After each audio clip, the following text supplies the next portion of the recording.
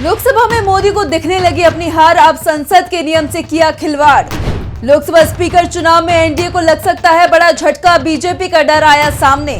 Pro tem speaker के चुनाव में मोदी सरकार ने विपक्ष को दिया धोखा।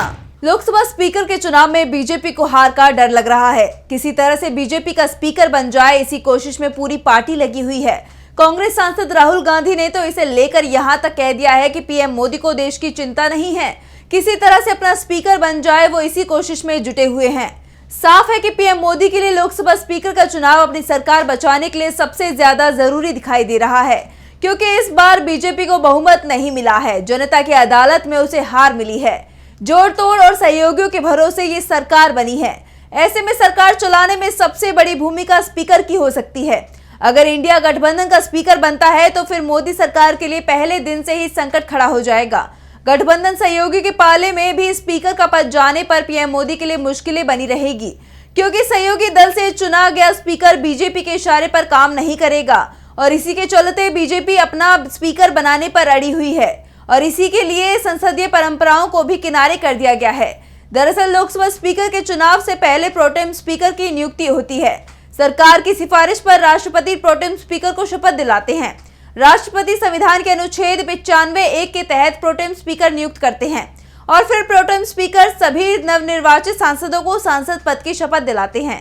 फिर स्पीकर का चुनाव भी प्रोटेम स्पीकर ही करता है। नया स्पीकर चुने जाने के साथ ही प्रोटेम स्पीकर का पद अपने आप ही समाप्त हो जाता है। प्रोटेम स्पीकर सदन के सबसे वरिष्ठ सदस्य को बनाया जाता है। 17वीं लोकसभा में बीजेपी के वीरेंद्र खटीक और कांग्रेस के सुरेश सबसे वरिष्ठ सांसद थे, जो 7 बार लोकसभा चुनाव जीतकर सांसद बने थे। 17वीं लोकसभा में वीरेंद्र खटीक को प्रोटेम स्पीकर बनाया था। 18वीं लोकसभा के लिए भी ये दोनों सांसद चुनकर आए थे, लेकिन वीरेंद्र खटीक को मोदी सरकार में मंत्री बनाया गया था, जिसके बाद उनके प्रोटेम स्पीकर बनने की संभावना खत्म हो गई थी और ये तय माना जा रहा था कि संसदीय परंपराओं का पालन करते हुए मोदी सरकार के सुरेश को प्रोटेम स्पीकर बनाएगी। लेकिन सरकार ने कांग्रेस के सुरेश की जगह ओडिशा के कटक से चुनाव जीते बीजेपी के भर्तृहरि महताब को प्रोटेम स्पीकर बना दिया है। इससे विपक्ष के उस दावे पर भी मोहर लग गई है जिसमें कहा गया कि मोदी के पास बहुमत नहीं है। तकनीकी रूप से भले ही एनडीए के पास 293 सांसद हो, लेकिन मोदी के खिलाफ एनडीए में बगावत के हालात हैं। राहुल गांधी तो ये दावा भी कर चुके हैं कि एनडीए के कई सांसद उनके संपर्क में हैं।